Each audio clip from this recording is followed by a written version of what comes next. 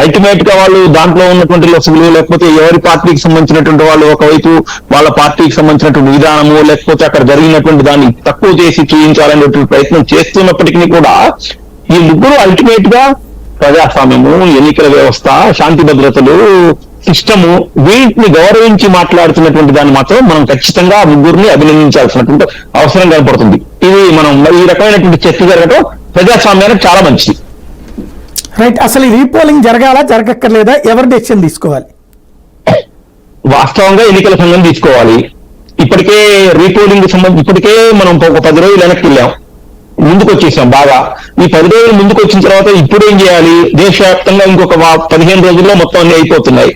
ఈ సమయంలో అసలు 10 రోజుల తర్వాత వరకు అసలు ఎన్నికల సంఘం ఏం చేస్తుంది, పోలీసు ఏం చేశారు, తర్వాత సిబ్బంది ఏం చేశారు, లేదా మాదిరెడ్డి శ్రీనివాసరెడ్డి గారు చెప్పినట్టు అసలు ఆ యొక్క పోలింగ్ ఏజెంట్లు ఎందుకు సంతకం పెట్టారు, వాళ్ళు సంతకం పెట్టి సర్టిఫై చేయించిన తర్వాతనే పోలింగ్ అయిపోయినట్టు, ఇవన్నీ కూడా మనకు అనుమానాలు రేకెత్తిస్తున్నాయి. ఈ రేకెత్తిస్తున్న సందర్భంలో ఇక నాకు తెలిసైతే ఎన్నికల సంఘం ఇక ఇంత మనం ప్రకటించేసి ఇంత ముందుకు వచ్చిన తర్వాత రీపోలింగ్ జరగదు అని అనుకుంటున్న కారణం ఏంటంటే ఆ సంఘటన జరిగిన తర్వాత కూడా మళ్ళీ ఇంకొక కొత్త ఈవీఎం మిషన్ వచ్చింది, మళ్ళీ సాయంత్రం వరకు ఎన్నికలు జరిగాయి.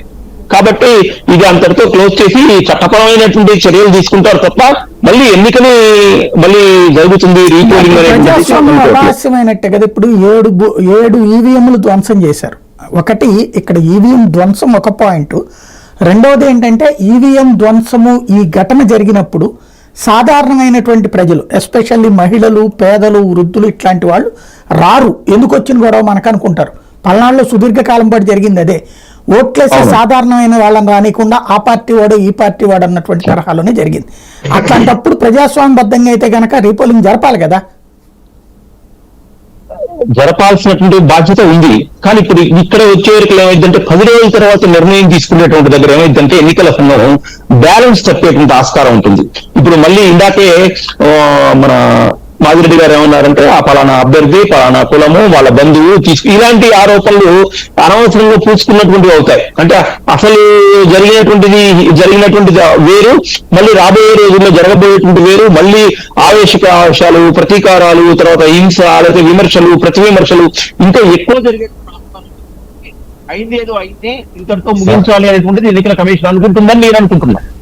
చిన్న విషయం అండి, ఇందాక కుల ప్రస్తావన ఎందుకు చేయాల్సి వచ్చిందంటే అమరావతికి కృష్ణదేవరాయలకి బ్రహ్మాండంగా హారతపళ్ళాలతో స్వాగతం పలికారు.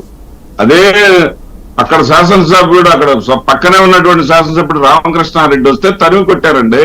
రైట్ రైట్ కూడా అనేక